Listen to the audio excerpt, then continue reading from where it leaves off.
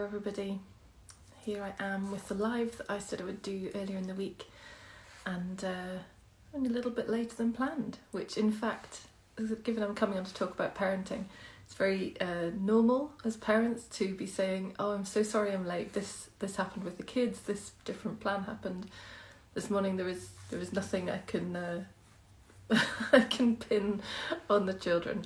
It was entirely me. So hi, thanks everyone who's joining. Lovely to see you live. So I'm going to take this opportunity this morning just to share a bit about my own journey from prior to any kind of exploration of who we are into how it is now, with some stop-off points along the way.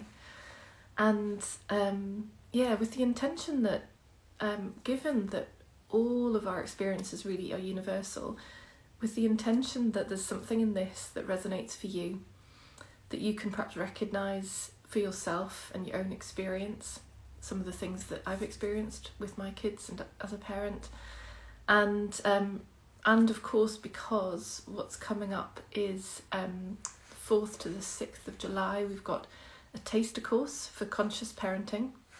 So for anybody to join who is interested in becoming more conscious as a parent, to becoming more awakened and enlightened as a parent, so that you can create a completely different environment for your kids than perhaps you experienced as a child yourself. And so that taster course is coming, and as I say, there's it's open to anybody who's a parent and who's interested in all of this kind of stuff. And that is also a precursor to a main programme we're running from the 7th of September. And so of course at the end of the taster course we'll be talking about that main programme, but there is no obligation to continue. If you want to just come and benefit from the taster course, you totally can.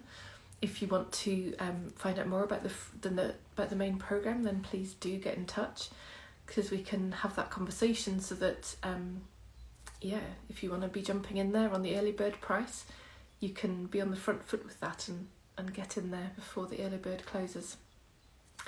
So, hey, thanks for joining. So, so that's the context as to why I'm here and why I'm talking about parenting, because it's not a topic that I have particularly focused on, given the understanding that I work with and from.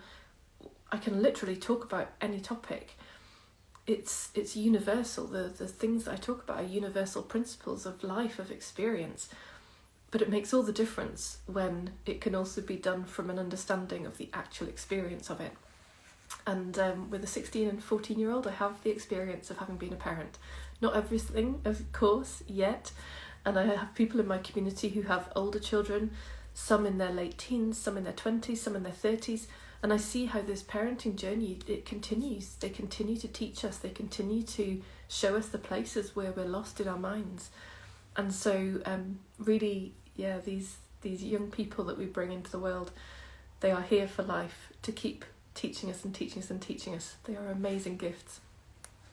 And actually I wonder if you do too, but it's really, really been a huge part of my journey to have children in my life for this process of awakening and enlightenment. They, without them, I can just see I would have received the lessons somehow, somewhere, but kids are so immediate, they're so right there with that feedback that they are great teachers. So let me start by telling you about where I began my journey, which was back in 2017. That was when I began to question how things were and how I'd been doing things.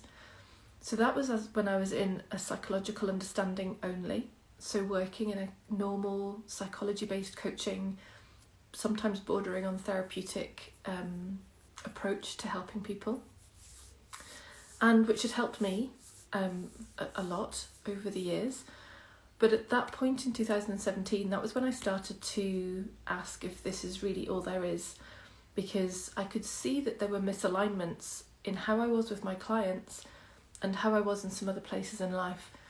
And one of those main places was with my kids, because I saw how, with my clients I was so calm and collected and emotionally intelligent, and then with my kids I was stressed and frustrated and irritated and short-tempered. Not all the time, of course, but certainly more than looked right or appropriate given everything I was doing with my clients. It's like, well, how can I be so lovely over here with my clients and be so equanimous and emotionally intelligent and know all the right things to say and create the environment that has them see things for themselves, and yet bring me over here to my family and suddenly I'm like a different person. And so it wasn't adding up. It's like, well, how is that the case? How is that what's happening? And it looked like it wasn't okay. It looked very inauthentic. It looked very out of integrity. And the first place that I went to was Transcendental Meditation, because Ziva Meditation, just to be very clear about their name, Emily was fairly recently just starting the business at that point, and I heard her talking on a podcast about this being a way to reduce stress. And I thought, blimey, well, that sounds like what I need, because I seem to be really stressed with my kids a lot of the time. Come on, get your shoes on, hurry up, we've got to go, you know, that kind of thing. I guess they were, I can't do the maths now. Well, that was 2017. 2018, they're 16 and 14 now. So whatever that maths is. But yeah, so early 2018, I started this transcendental meditation practice, and gosh, a lot of clearing out of stress and gunk in the system happened. It was the first couple of weeks of that were really tough, because, and this is how their process is designed, it relaxes the body so that all the tension that's been held and kept tight, which is the manifestation of stress and frustration and irritation, when all of that clears out the system, it's actually really exhausting. It's like it feels awful on the way out as much as it did on the way in. So so a lot of stuff got cleared in that process, and it opened my awareness. It opened something in me to the fact that there is something more to me than my psychology. There is something more that I am. It switched on this knowing of awareness, even though I wouldn't have known that was what was happening at the time. I wouldn't have labelled it that, but I can see now that that's what had happened. And it led me into looking. It led me into looking for what else is there? I'd read a book on Buddhism as well, which was a very big part of this process too. And both of those things together was like, I want more of this. And I want more of this in my life, but I want more of it for my clients. Like, I can see the power of this. So that led me into the 3 principles. And one of the first things I said to my coach, Piers Thurston, was there were a few problems actually, having gone to it thinking, I don't know, my life's fine. I'm here to get stuff that's going to help my clients. And then in our first session, when he's saying, so tell me about how things are going right now. And it was like, oh, well, there's this and there's this and there's this. And suddenly it was like, oh yeah, there's quite a lot of stuff that I'm feeling fed up about, or that I think should be different or should change. And one of those was with my kids and my busy life. It felt like, and I remember clearly saying to him, I feel like I'm juggling all the balls and something's going to drop any minute. So with work, with the house, with the kids, if you've got kids, you know it. You know like how busy it is, especially when they're younger and it's very physical and they're very demanding of your time, because there's always something that they want. And then when they start school and there's the extra challenges of party invites and teachers emailing and homework to be done and uniforms to be cleaned and a special outfit for tomorrow. And, you know, there is so much for parents of primary school kids. And when that's being navigated alongside managing a house, alongside managing a job, there's a lot of stuff to juggle. And that's a fact. There is a lot of stuff to juggle. But what's optional and what's optional, there's no other word for it, is the stress that goes alongside that. So what sharing that with Piers had me realise was all the extra layers of baggage that were attached to this idea of there's so much to do. Because it came with, well, I've got to get it right, I've got to do it perfectly, I can't let anybody down. I can't drop something. That would be wrong. I'd be in trouble then. Clients might be upset with me. They might stop working with me. My reputation would be ruined. And I can't drop balls with school because then the kids will be affected and people will think I'm a bad parent. And so there are all these added layers of psychological baggage on top of, yes, what is a busy time in life. And with all these layers of baggage on top, it feels really challenging. And my standard response, if I'm in all those layers of baggage, if I'm in all these ideas and believing them to be true, then it feels terrible, full stop, because that's true for all of us. When everything feels terrible, it's because we're in psychological ideas. And my go-to response is frustration. So it might be different for you. You know, check in with yourself. What's your go-to response when you're caught up believing all these psychological ideas as truths, believing that somehow this is going to affect me or them and my reputation and my well-being or their well-being?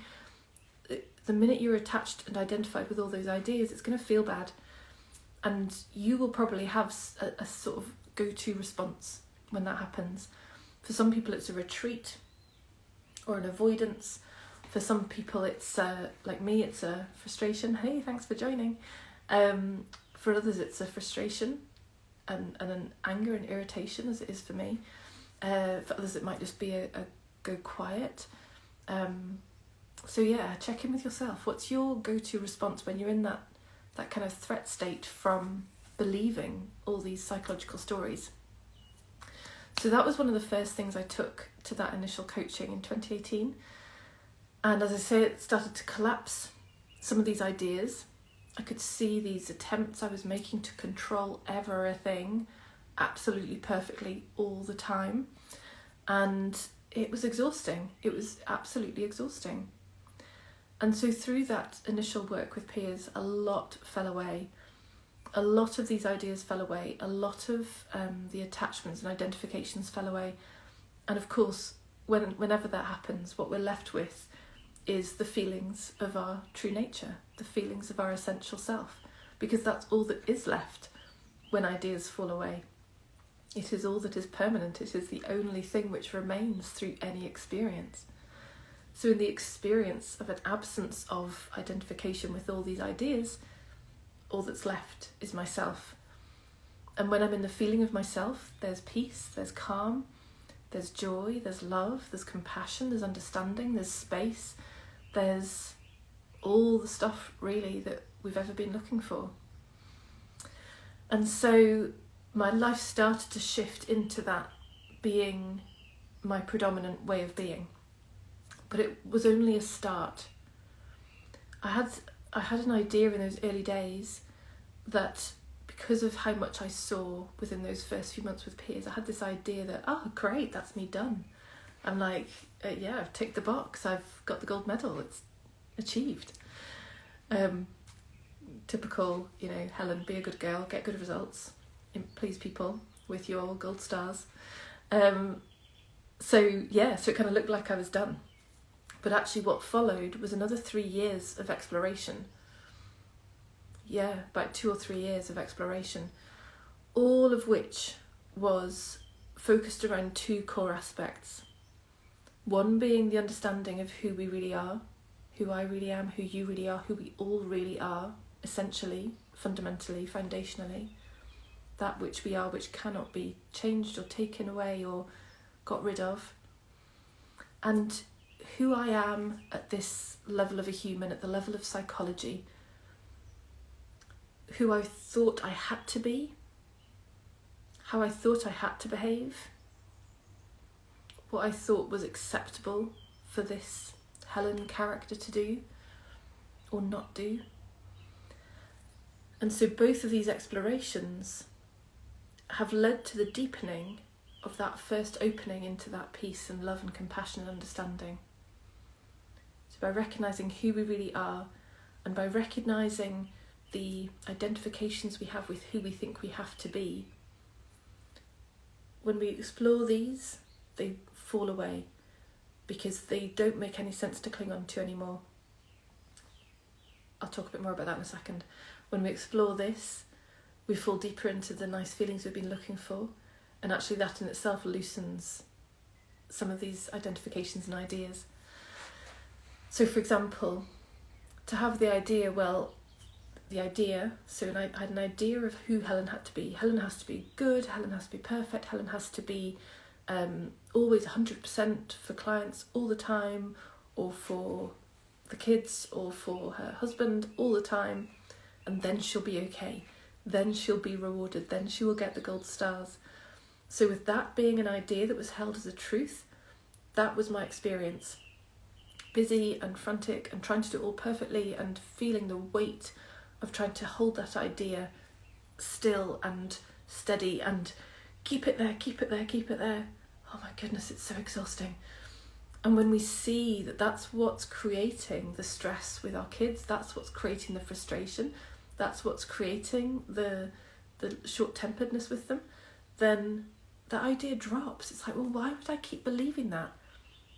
Especially when we see it's already not true. I've already not kept diary appointments with people and had to say, sorry, I can't make it. That happens. That could be counted as not being 100% perfect, but there you go, it's already happening. And so these ideas collapse. What's left is the feeling of ourself. And so we feel that more clearly. And then the next time the ideas pop up, they're just not quite as strongly convincing.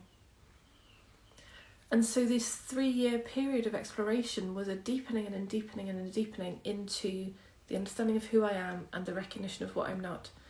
The disidentification from who I think I have to be and how I think I have to behave in order to be okay, in order to be loved, in order to be accepted. And so what I saw as a result of that was the increasing spaciousness, okayness, compassion within me just for being, which then can't help but spill out into the world around us with our kids. And so what I saw over time was how I stopped being so reactive with the kids. I stopped stressing so much. Things seemed less chaotic in the house because I was more settled on the inside, which meant that the outside becomes more settled, or at least it appears more settled. Who knows what's actually happening? But certainly that's been my experience, that the inside has settled down. These inner battles that I was trying to fight every day dissolved, and so there were fewer battles in the world of my family and with my kids. And as I say, it was always fine with clients. It was really the kids where the invitation was to do this work, because that was where things were most out of alignment. That was where I was most not being who I really am, because it was so tangled in all these ideas of how I had to be as a person, as a parent, as this one who supposedly does it all right and does it all perfectly. It's a really heavy place to live. It's really hard to control. Oh my goodness, it's really hard to control that which is uncontrollable. And kids are our perfect teachers for that. So as this compassion, which is the recognition of our nature, as that became more present, these battles in the outside world dissipated, my frustration reduced, my stress reduced, my relationship with my kids improved. I didn't become passive. If anything, I became more effective, because when I was caught up before in these ideas, but it's got to be like this, and you should be doing this by now, and why aren't you doing that, and this isn't okay, and it shouldn't be like that, then that was the voice I was speaking to my kids. So if I was saying, come on, get your shoes on, we've got to go, come on, quick, they were hearing it through this filter of, it's got to be like this, it has to be like this, you've got to do it now, absolutely driven by fear in me of, oh my God, what if they don't put their shoes on right now? And when we speak as fear to our children, they feel that and they react in the way that mirrors that back to us. So if I'm desperately trying to be in control, and I'm speaking through that fear of I have to be in control or else, then they show me through not putting their shoes on that I'm trying to live through an idea of being in control. That I'm living from a fear of not being in control. And their reaction of not putting shoes on is the perfect mirror back to show me that. So that by not putting their shoes on, I feel more out of control until I wake up and realise, oh my God, I'm doing that thing again of trying to control them. And of doing it from such fear that what if I'm not in control? What happens then? Oh my God, that looks terrifying. The instant we drop the idea, the fear goes and we're back in presence. The presence of all that we are. So, yeah, and so with time, as that shifts and I stopped being in these fearful ideas and I started being first and then meeting life as it is, what I found was that as I then was asking the kids to do things, and still now, when I'm asking them to do things, they hear me and they respond, most often with just doing the thing I'm asking them to do. Not because I say they have to, not because they should, no ideas of so that I'll be in control, just this is a thing that needs to be done. Could you do it? And sometimes when they were younger, obviously it's just kind of like an instruction and the things would get done. Now that they're older, there might sometimes be some challenge back or some questioning. And sometimes that questioning leads to a much better solution or a much better action than the one I was suggesting they take in the first place. So this isn't about, oh my goodness, if all control disappears, then what will happen? It'll be chaos, it'll be anarchy. The minute we drop our fears of not being in control, all that's here is presence to the moment, requests and responses, and things get done much more easily, much more calmly, absent of battles, because there is no battle in here. And that's the fundamental of all the work we're here to do as parents.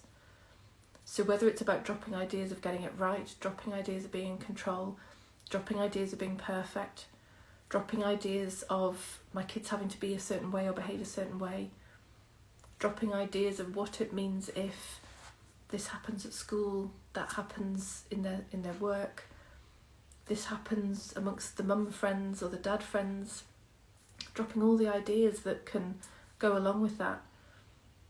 In fact, that's perhaps, let me just give one more example of something that's shifted through this process.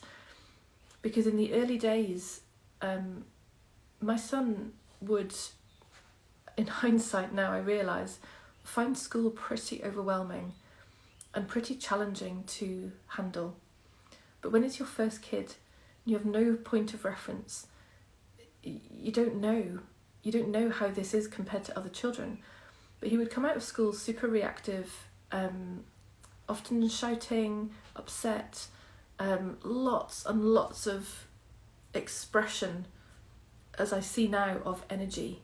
All this stuff that had been experienced during the day kind of coming out in this like vomiting almost of energy, anxiety, fear, all the stuff.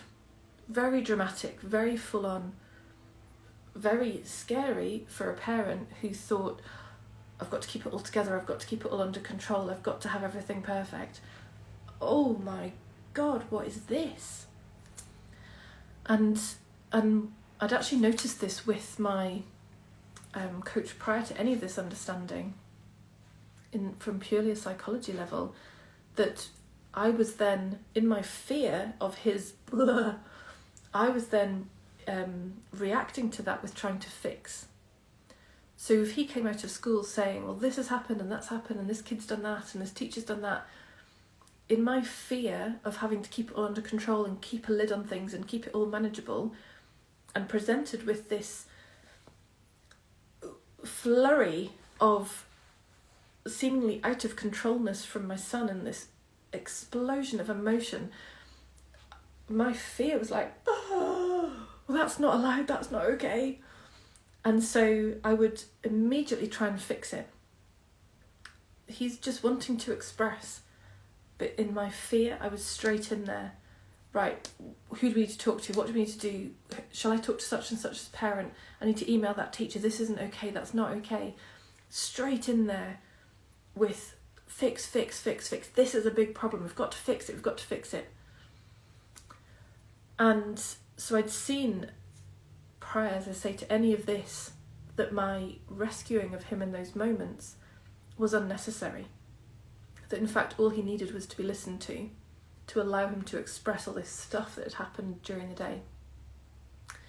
But it really landed much more deeply when I came to see that this need for control, this idea of, but I'm the one who's in control, I'm the one who's got it all perfect, I'm the one who keeps it all handled and nailed down and in order and planned and organised and on top of, when I was that one, and when he was therefore behaving in a way that seemed to threaten me being that one, that was instant fear. Because until I realised who I really am, it looked like this is all I was. And his behaviour was threatening that identity, and all that comes up when an identity is threatened is fear. And so all of my words and actions to him in that fixing mode were fear-based. And so of course it was not effective and not productive. And he probably wondered why on earth I was responding in that way. He just needed to go, blah.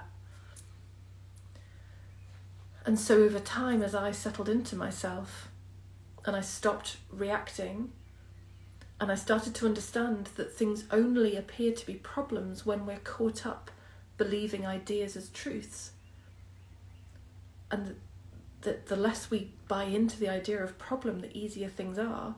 The more I saw that, the less I got caught in all this stuff. And the more I just stayed in that space of presence. It doesn't mean it's all the time, but the vast majority of the time, if the kids need to share something, they just get to share it. And yes, it might lead to some kind of solution at some point. It might lead to some kind of next step, but not from fear, not from, oh my God, they're not going to be okay, not from, oh my God, I'm not going to be okay, purely from, well, this now makes sense to do, this next thing now makes sense to do, from that presence with things as they are, which is all we're ever really wanting, and which to my mind only becomes available through the recognition that there's more to us than just these ideas of who we think we are. There's more to us than the identity we've attached to the rules and stories we've collected around, well, I have to be like this in order to be loved, in order to be okay, in order to be safe. The only true salvation, the only true route to the kind of clarity and groundedness we want as parents is the dropping of all these ideas as truths. None of them is true. None of them. And given it was 3 years of in-depth exploration for me, and it's still ongoing, and it's different for different people, don't take that as like it's a rule that it takes that time, but it's been a deepening and deepening process into seeing deeper and deeper layers of this story and deeper layers of this confusion of who I think I have to be in order to be okay. And with each dropping of an idea is increasing presence to life just as it is. And that's what we're all looking for. That's what you want as a parent. That's what has you stay grounded in yourself and able to be present with whatever your kids are experiencing, so that you can think of some of the things that have shifted for me as well as what I've shared.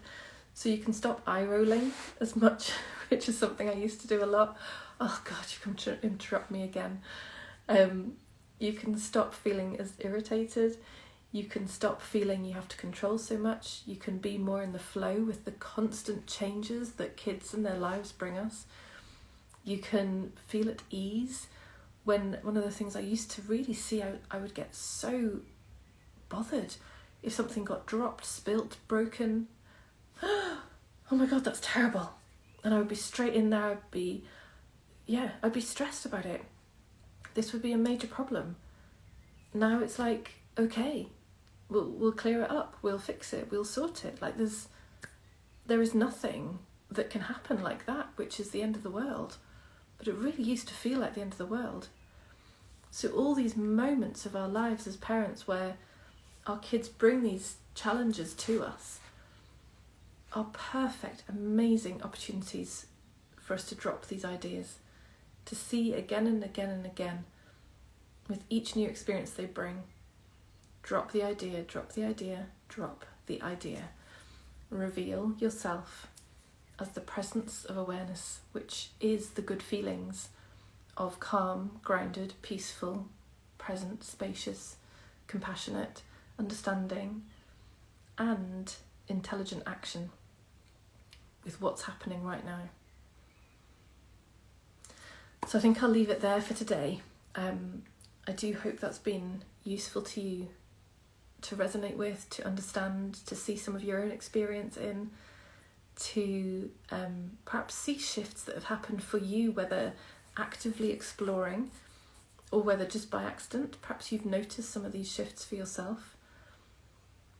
And the invitation that if you'd like to bring some of your own challenges, your own parenting challenges that you've got right now, to a place where you can inquire and understand them more deeply, we do have this free taster course running, 4th to the 6th of July, 7:30 p.m. UK, and that will involve day one, a session with me in this kind of inquiry of recognising who we are and questioning the ideas we've held as truths.